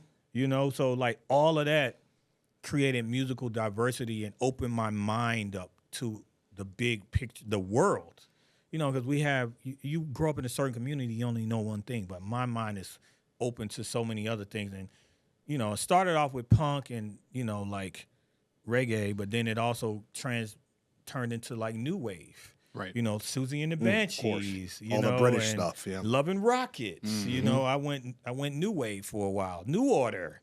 You know what I mean? Like people are like probably like You've seen it little- all. Yeah. Were there a know? lot of black kids in Atlanta during that era who were on that same wave? It was a or- small group of us, and we all were from different parts of the city, and we would all hang out. Your parents, how did they feel about you getting into punk, getting into music? I mean, if I'm not mistaken, they were both either military or military affiliated. My mom was in the reserves. My mom was a nurse. My dad worked at Lockheed. Yep. Kind of engineering, like just welding planes together. I think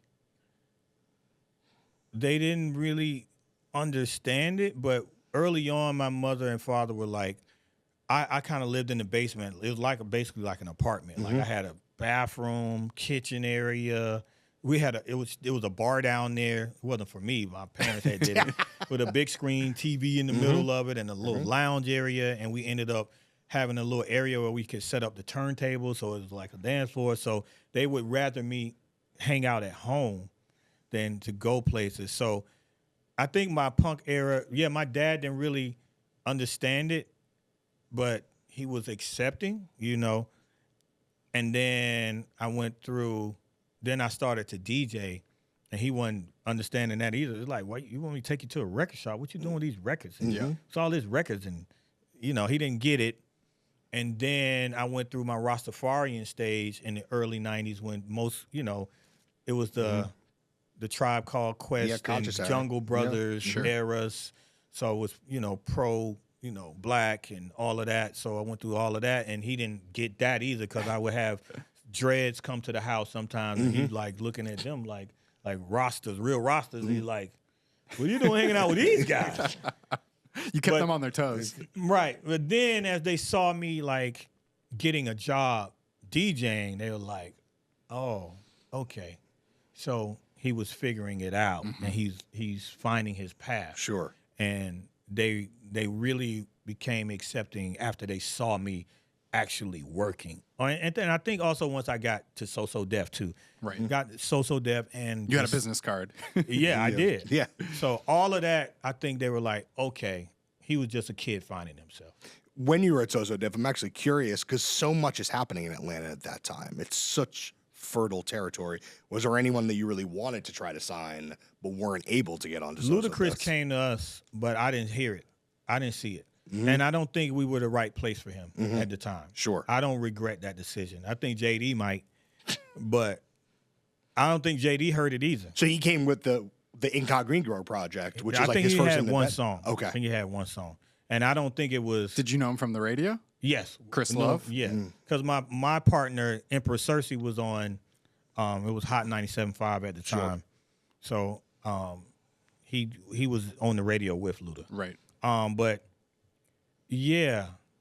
You found each other eventually. Yeah, exactly. We ain't that crazy? Yeah. But he always told me that like he would come ask me advice because he was an independent artist first. So he would ask me like what I thought about this or how should he proceed doing that.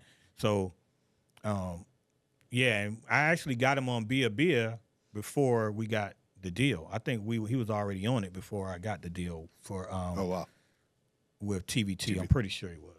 And any of the sort of like emergent, what we now think of as the emergent street rap stuff from Atlanta in the late 90s, you know, whether it's early Gucci or any of that stuff, was that stuff even on radar when you were still at So Def, or was it too early? Oh, no, Gucci wasn't. I don't think Gucci was. Too early? Yeah, that was too early for Gucci. Yeah. This is 90. I started in 93 and I left in 2000. Right, so you were basically right gone by the time trap was taking off. Yeah, because I had kind of checked out. I had gotten really popular, and I was doing shows every weekend. Yeah, you were a pop star when the trap stuff took over. I wasn't. Yeah, in a way. Oh yeah, when the trap stuff. Over, yeah, I was out of that. So yeah. So when I saw you on the Super Bowl, my first thought was, "Damn, Lil Jon looks good. You look young."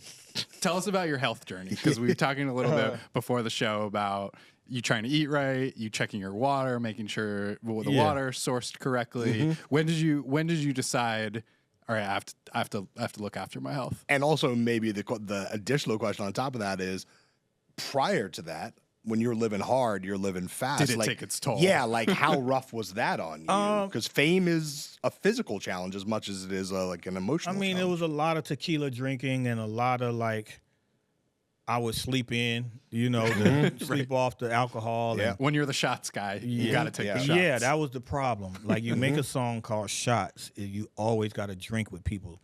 So I think around 2012, 2014, it was a driver that used to drive me in L.A. I think he told me that he had a triple bypass. And he was like 10, 12 years younger than me. Wow. And that really hit me. And it made me say, I need to get healthy, because the older I get, the harder it's going to be to reverse whatever's happening. Yep. So I think it was might have been like 2013, 2014. It was a guy that used to be on the road with me doing my visuals, and he would juice every day. And he was like, yo, you should get on this juicing. It's going to help you with this, and it's, telling me the benefits, and I started juicing. It started with green juices, ginger shots. So that was my starting point into like really getting healthy. And then I got a trainer, and then me and my boy Shawty Putt started working out a lot when we were working on my album, Crunk Rock. Mm-hmm. We started working out. And had you ever thought about your health before that, or you were just living hard? When you're young, you just think you're invincible. Of course. You know what I mean? You think nothing can happen to you, Mm-hmm. but him having a triple bypass, that's some serious stuff. Mm-hmm. So started working out, started getting into the juicing, and then every year you learn a little something. Right. I started going to holistic doctors, and then I started looking into different herbal concoctions, because I was like, I don't want to put chemicals in my body if I get sick. I want to learn how to treat myself with herbs, because we believe that like the earth gives you everything you need to treat you, right? So started getting into herbs a little bit, figuring out what concoctions I would make. And then I got into sea moss, found Dr. Sebi, got into the sea moss. And then fast forward, I turned 50 in 2 years ago, it's 2022. 2022, I turned 50, and I just kind of start reflecting on life, and I'm just like, I don't know how much time I got left. I want to really, Oh, and also I had this lingering little pain on my side, little discomfort on my side, and that kind of scared me. So turning 50, that's happening, starting to go through a divorce, and dealing with the divorce, I'm going through all this stress.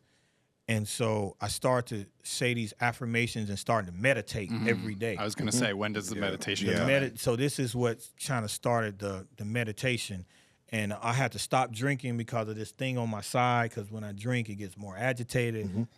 Go to the doctor, like Andre 3000 said, colonoscopy. Yep. Things that happen in my life, like what do you talk, like I got to go get a colonoscopy? Like what do you...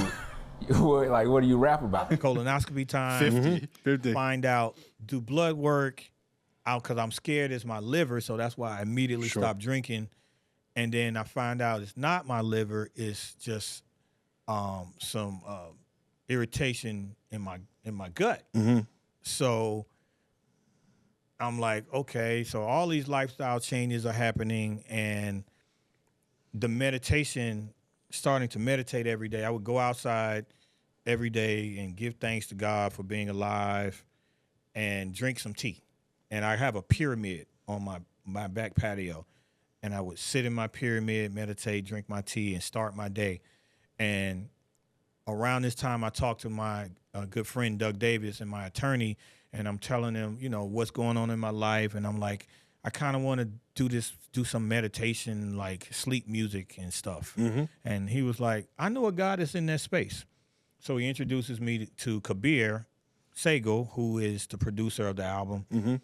And me and Kabir get together, and he was like, you ever thought about doing guided meditations? Like, we should do some guided meditations. So we write it up, and then I go in and I record like 5 albums worth of stuff. Wow. Now imagine yourself in a place that makes you feel safe and secure.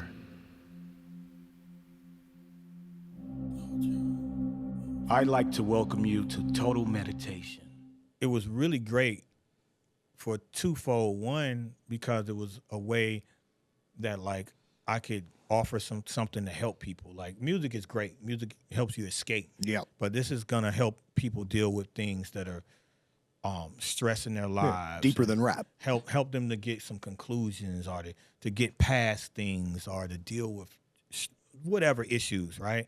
And then two, my son is the engineer on this project, so he can also see my growth as a human being and understand that, like, okay, as he grows older, it's a constant elevation and constant figuring yourself out and figuring out where you want to go next and what do you want to do, and figuring out that, you know, you can also pivot and go a different direction. And you've done it a couple times now. Yeah. It's also a great bit, right? If you're the what guy and then you're doing guided meditation, like it's just a great bit. Well, it's hilarious. I mean, and also at this time an epiphany came to me because like before I was feeling like for like a year I was feeling like it's something else I'm supposed to do. I'm supposed to be doing. I'm supposed to be doing more. Something else. You felt the calling. Yeah, it was something I was supposed to be doing. And then after we recorded that, I was like, oh, it was this, because this can come out and help people. Like I can genuinely put some good into the world. And that's what happened when this was released. Like Bia is also putting. That's what I was going to say. To me, don't sell yourself. No, short. I got to be honest. It's funny to hear you talk about that era, this era of music like that. But to me, those punk records, that's therapy. That's therapeutic to me. Well, I guess it's the growth, though. You know, like in this stage of my life, I need meditation. When you're in your 40s and 50s and you're really are a adult, you need to release the stress. You want, and as you get older, what does everybody want? Peace, health. My 3 affirmations I say every day is I am happy. You want to be happy. Everybody wants to be happy. I am healthy. Everybody wants health when you get older, because you see people, heart attacks, strokes all around you, high blood pressure, hypertension, and I'm at peace. Everybody wants peace in their home, in the world, everything. So that's where I'm at now in my life. Yeah, all of those things were great, but I'm in a progression now where I'm just trying to spread positivity out there, you know, more positivity, and I'm just growing as a person. I'm trying to be the best human I can be in this time of my life, and I'm just striving for all of that goodness. You know, I've been blessed this year with Super Bowl, like we talked about, 20 years to just look back and say, wow, my biggest record was 20 years ago. Then I can say, dang, my second biggest record was 10 years ago. Right. So it's like, and then, wow, I'm doing the Super Bowl this year. Like, so it just, you know, we have to be thankful and you know, understand how blessed, you know, I understand how blessed I am. I have to ask, you do have a crystal on a chain, but I can't help but wonder, where is the Crunk Ain't Dead chain? I got rid of that. No. He sold it to Duke Deuce? No. Duke Deuce. Shout out Duke Deuce. He's trying to bring that movement back. I respect it. We had a couple conversations here and there, and my son actually hangs out with Duke. Oh, nice. But you you sold it? You had it? Someone melted icebox, melted it down. I gave it back to Jason.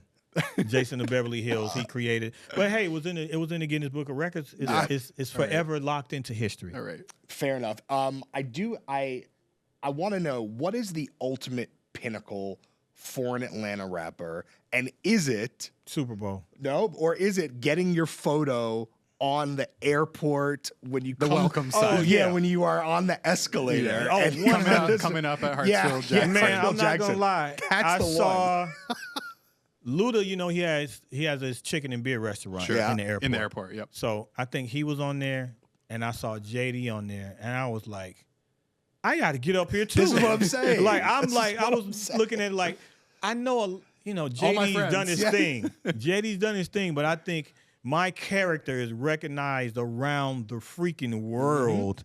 So I had to make some phone calls. So like, you yo, asked. y'all got to get me up here. Yeah. Proactive. And I was like, nah, y'all gonna have to get me up there. Like, come on, man, it's me. Come on now. So, yeah, that is the ultimate, like, you are Atlanta. That's for real. If you on that thing, that's how it feels. Coming up there. Absolutely. Oh, 100%. Yeah. I made it in my city, you know. Shall we pivot to snacks? So every week on Popcast Deluxe. Snacks, exactly. There you go. Everybody! Correct. Exactly. Every week on Popcast Deluxe, we sample a snack. Okay. Lil Jon's here, so we had to go extra big. It's Girl Scout cookie season. It's Girl Scout cookie season. It's absolutely good. Uh-oh, here This is comes very- the debate. Yeah, it's very controversial. We got multiple flavors. We're gonna do a little spread of Girl Scout cookies, and Okay. Lil Jon's gonna decide once and for all. What You the got best to bring Girl the Scout box. cookie Don't is. just. You No, got to we're bring doing the the whole boxes. thing. 'cause No, we're gonna be passing the boxes. I think we should have the boxes and go from least. Throw that box out of here. Oh wow.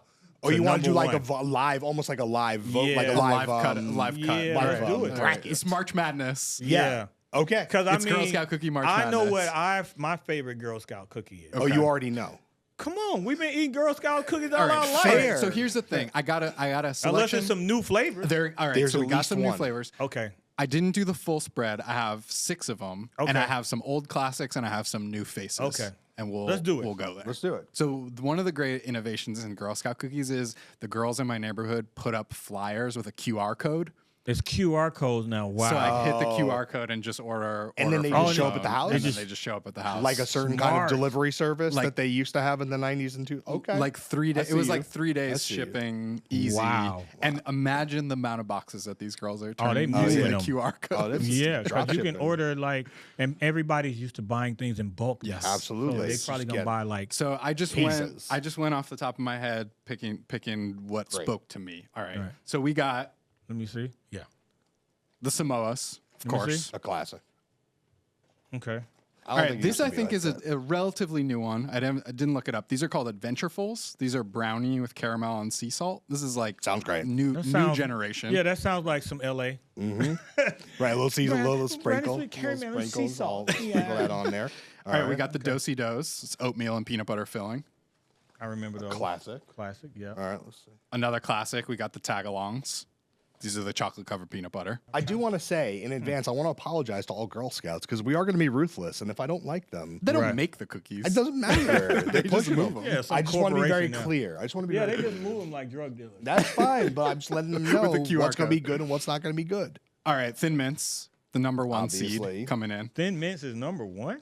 I think that's the most popular Girl Scout cookie, don't you? See, I actually feel like I'm not saying it's the Samoas. best. I'm saying it's the Samoas? most popular. Shortbread. Ooh, I skipped the shortbread. How do you not get the Damn. shortbread? I thought it was too boring for That's Lil the Jon. number one. Oh my god! That's my number one. But okay. All right, and then this is also a relatively new flavor, I believe. This is the s'mores flavor. You seen the s'mores? I've not had this. That's like what the we used to get these. Like a Vienna finger kind Yeah, of energy. exactly. Yeah, Let's go ahead and bust start let's with the go. We s'mores. gotta All rip it right, off. John, get another box out here.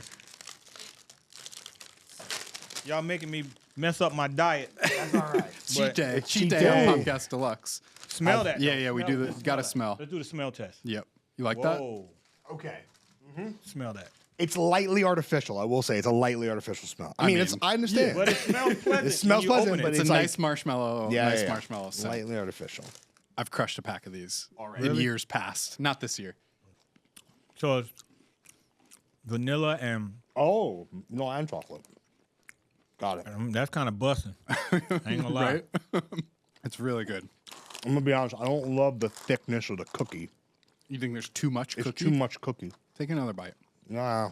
Oh, I got some of the marshmallow. Oh, this kind of busting. I think the marshmallow is This kinda great busted. fake marshmallow. I give this a strong like 8. Starting high. All right.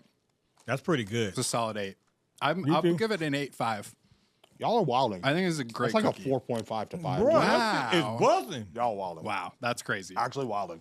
All right, we're going Samoa's next. Just coming in, I'm just gonna state my bias. This is my Girl Scout cookie. I used We'll to see love how them. they hold up. I do think the recipes change every couple of years. You know, they taste a little different than you I remember still 'em. got the flavor of that first one. That was really good. Yeah. All right, you're big on the After s'mores. flavor. You want a palate cleanse? You want like a little, A little like sip a, of like a water? sushi restaurant? Should we get some ginger? Oh wow. This don't look like what it used to look like. That's though. what I'm saying. I think there's shrinkflation going on too. Are they smaller than you Yeah, remember they used to them? be thicker. They used to be way like this big. Yeah, and I feel that way about the tagalongs too. We'll get to them. Okay. Consistency remember right this. though. Consistency right. It's a soft. This used to crumble. be so freaking good. I used to get these in the shortbread. You think this is worse than it used to be? The flavor is still there. Yeah. It's just not. It doesn't look as good as it used to, and it's smaller. The chocolate layer is thicker on the top. And but also, it is used it to be more of a a caramel drizzle. layer on the top as well? A little caramel. Or just under the chocolate? And this is Coconut. coconut. That to me really Yeah. holds it together. This Yeah. is pretty bussin'. It's still a 9 for me. I'm gonna go 7 on this, 7.5. It's good, but it ain't. You're a little. That first you're a one little had way disappointed. more flavor. You. That was a big punch by the s'mores coming out of the gate. All right. Thin Mints. Okay, so Thin Mints at their best, frozen. You ever had a frozen Thin Mint? No. You take one sleeve, you stick it in the freezer.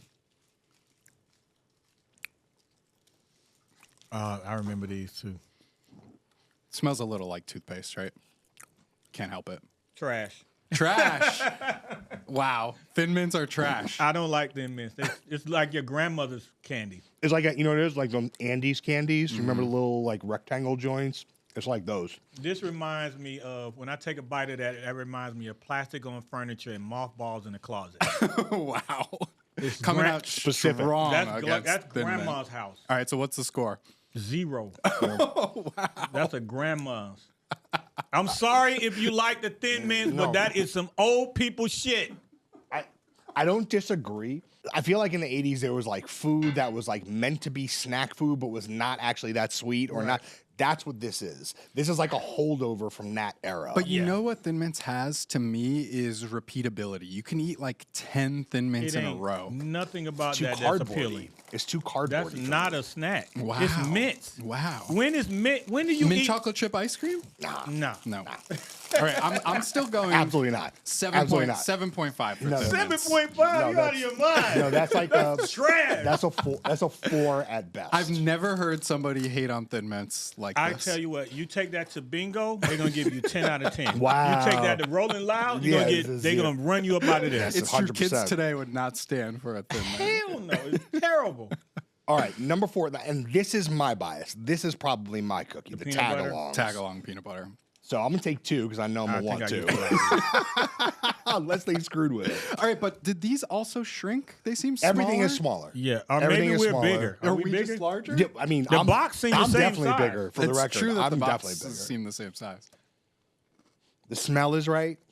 These are great. I mean, Here's why this cookie is good. There's a lot of layers. We all to this. got bias. Number 1, the sturdiness of the cookie section. Okay. It holds up, doesn't collapse too quickly, it doesn't go to dust too fast. The chocolate is a thin layer, but it still feels kind of rich. It still feels luxurious. And the peanut butter on top, really, it's really the most so satiny flavored. peanut butter. Like, where do they So get this good. peanut butter? Unbelievable. I don't know. Really? It's just not. It's no balance of flavor. Like Okay. I'm gonna go to the first one. The first one was well balanced in the cookie, in the marshmallow, and in the chocolate. Right.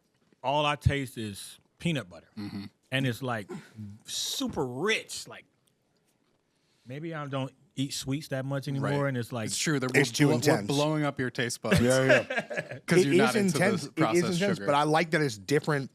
It's different flavors and different textures. One thing that I struggle with about a cookie like this, these Girl Scout cookies in general, a unanimity of texture. This to me has a number of textures, so I feel like depending how you're chewing it, you're getting different types I of things. agree with both of you. I think like two Now it's of these crispy. at a time is enough. I still think it's Two. like a strong 9. No, I'm taking that box home. What are you said kidding me? two of those at a time. Yeah, it's enough for me. That's Like, bad. that- You want to be able to. You want. That's what I'm saying, You but want a that's- snack so good that you're gonna eat a whole sleeve. But he said that about Thin Mints. I'm saying which is Thin Mints- insane. Yeah, we can't That's do- But insane. because it's they're not reliable. as sweet, you can have a bunch of them. Whereas because these are so rich, but I'm still saying this is a 9. This is still a better This, cookie. I give this it a to me is a 5. 9. Wow, This is a 5. 9. Really? I give it That's a a 5. harsh All right. Girl Scout cookie critic. All right. So, Do-si-dos. We're back. We're with the peanut butter still. The Do-si-dos. This is a peanut butter variation. This might be more to your liking. Okay. And it's a sandwich, so it's a You little don't bit like more. the sandwiches. No, not as much, but maybe you might like this peanut. But this is like an oatmeal cookie with Oh a yeah, I peanut butter remember filling. these. I used to love these. This is like a Nutter Butter, basically. This is the old folks candy. Another old folks. Yeah. Another old folks cookie. It's a straight rip of a Nutter Butter. Yeah. Straight rip. It's good. I got no quarrels with it. I'm not mad at it. It's a little neutral for me. It's a little like the kind of like 80s candy where you're just like, oh, y'all found one thing to do in a cookie. It's and like that's a what it Ritz is. peanut butter sandwich tastes more like than it's a cookie. More grandma again. Yeah. This is something your grandmother had. And she was like, don't touch my cookies. Right. That's my special treat. Right. Like in the blue tin, those kind of cookies. Yeah. But I think this is good though. This to me is a 7.5. It's another one where I could eat a bunch of these. Yeah. I give it a 7. Yeah, I think I'm at a 7. Respectfully, it's no tag along though, but that's all right. That's Y'all will come around. Y'all will come around. Not bad. Adventurefuls. This is a new flavor. Am I correct? I think that's right. Maybe not this year, but relatively new. Okay, so Adventurefuls, indulgent brownie-inspired cookies with caramel-flavored creme. Creme. That sounds Sorry, good. creme. With the accent. It's got the accent grave. That's and what a you hint said. of sea salt. Yeah, sea salt. This is this is the artisanal Girl Scout Yeah, this cookie. is the... All right, I'm taking 2 because I have a This suspicion is I'm going to like these. they appealing to LA soccer moms. They have one per serving. Smells a little plastic. I've never had one of these. I've never had this. Smells a little plastic. Terrible. It's mad bland, right? Oh, no. No. That's a no for me. Every component part is something I like, and yet somehow it adds up to something I don't like. It's because it has like the Thin Mint cookie texture, but it's Yeah. a little bigger. It doesn't taste brownie enough. I wanted it to be soft brownie. Yeah, that's what I was Chewy. thinking. I want it to be like Yeah, a little bit. yeah. It tastes like chewy. cardboard. Yeah, this is not wavy. Yeah. Doesn't belong in Not the family. Not crunk. Like not at all. Throw that one out of it. Yeah. Out of the car window. Yeah, what's the score? 1, Wow. 2. It's a 2. Wow. I'll give it a 4. I'll None give of it these 2. are bad. All right. I'm sorry. Here I So am. your right. favorite is Thin Mint. No. That's sicko behavior. No. I said I Sicko- gave, it's I- actually sicko No, behavior. I'm saying Thin Mint's the one I could eat the most of. 9s for me, the tag-along, the Samoas, and probably like an 8.5. You're on wilding the about these. s'mores. I might have to send you a few boxes. Usually you can like try them over. you the wanna- few- Send want- them right back. I won't accept. You're, package refused. you're done? S'mores? Best Girl Scout cookie? S'mores is the Number best one with a bullet. That one. Let me have another one of those. That one. You can take it home. Yeah. No, that's messing my diet up. I gotta go now. I gotta go to the gym. John, you tag along all day? 100%. Ladies and this is the gentlemen, one. I think these are the winner today. Personally, I'm going Samoas, even if they've gotten worse, still the best. I give that my number 2. All right. That's kind of number 2. This is crazy work with this choice. This is crazy work. I think cumulatively we agree this is the top 3. These are the tier. Yes. Yeah, what did you have? The peanut butter ones. The do-si-dos. Yeah. These. That you had that as number 2. I think this and that is tied for number 2. Okay, and that's your number 1. This is number 1. Tag-alongs. This is look. The one thing that they can never say about Popcast Deluxe is we are not scientific. Scientific research. You want to know what the best Girl Scout cookies are? John, Joe, and Lil Jon. We all disagree. We all disagree, and but it's also, only 150 calories. What's the serving size on that? 2 cookies. Okay. So 75 calories for 1 cookie. That's a lot. how fast do you go to the gym after this? Probably about 2 hours. Okay. Let's see how much sugar is in here, though. It does have 18% saturated fat. That's pretty terrible. Yep. None has- of these are good for you. This has 20%. 20% Where's sugars. the sugar, buddy? Oh. Wow. The number's too big to fit on the label. Oh, they don't want to let you know how much sugar's in here. They're just like, if you have to ask. Right. No protein. Oh, 2 grams of protein. Oh, Okay, great. yeah. Oh, that protein. You can skip the protein drink today. Yeah, for- you can for real, skip though, the it's- whey powder. Oh, total sugars, 10 grams. Okay. Light work. That's for 2 cookies. 2. So 5 grams for 1 cookie. With the snacks we've had on prior episodes, this is nothing. This is basically health This food. is literally, it's basically Man, y'all health tripping. food. This is fire. I'm glad that we can open Oh you my up to God. that. Lil Jon, thank you for being here. Thank you for having What a me. pleasure. Joe, what a pleasure. That is our show. Every Popcast ever is at nytimes.com/popcast. YouTube.com/Popcast is where you get me and Joe and Lil Jon trying Girl Scout cookies. Email us for the mailbag episode, popcast@nytimes.com. tinyurl.com/Popcast Facebook or Popcast Discord. That's where all the fan communities are. Get involved, get active. Lil Jon's going to jump into the Discord later. We'll see. What else? Zazzle. Right, the stickers. It's the Popcast on myshopify.com. Zazzle for the mugs, etc., etc. Our senior producer is Sawyer Roque. Our editor is Jamie Heffitz. Special thanks, Pat Gunther, Leslie Davis, Karen Gans, Nelga Logley, Nina Lossum. We'll be back next week. Okay? Yeah.